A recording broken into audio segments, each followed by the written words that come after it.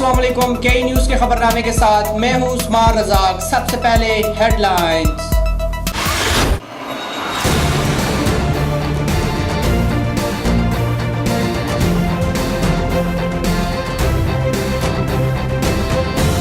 وزیر اعظم پاکستان عمران خان اور چینی صدر شی جن پنگ کی ملاقات، دو طرفہ تعلقات کی مضبوطی، علاقائی اور خطے کے امور پر تبادلہ خیال کیا گیا۔ وزیر اعظم عمران خان چین کے نائب صدر اور ہم منصب سے بھی ملے۔ کپتان کے کھلاڑیوں کا آج شہر قائد میں پاور شو، گلشن اقبال میں تحریک انصاف کے جلسے کی تیاریاں مکمل۔ مرکزی قیادت ارکان صوبائی و قومی اسمبلی خطاب کریں گے۔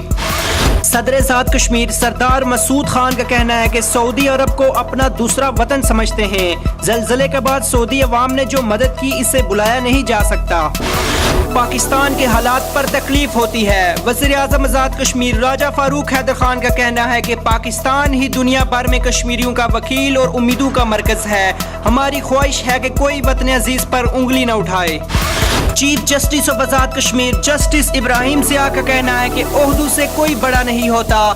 سپریم کورٹ کے افسران اور ملازمین کسی قسم کی بددیانتی میں ملوث نہیں۔ جتنا بڑا عہدہ ہوگا جواب بھی اس حساب سے دینا پڑے گا۔ مسلم کانفرنس کے نامزد صدر شفیق جرال کا کہنا ہے کہ سردار عتیق نے خود صدر نامزد کیا۔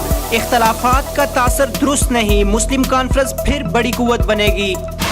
ممبر قانون ساز اسمبلی عبدالرشید ترابی نے کہا ہے کہ تاریخ وطن مسئلہ کشمیر کے سفیر بن کر کردار ادا کریں، بھارت کے مکروہ چہرے کو دنیا کے سامنے بے نقاب کریں۔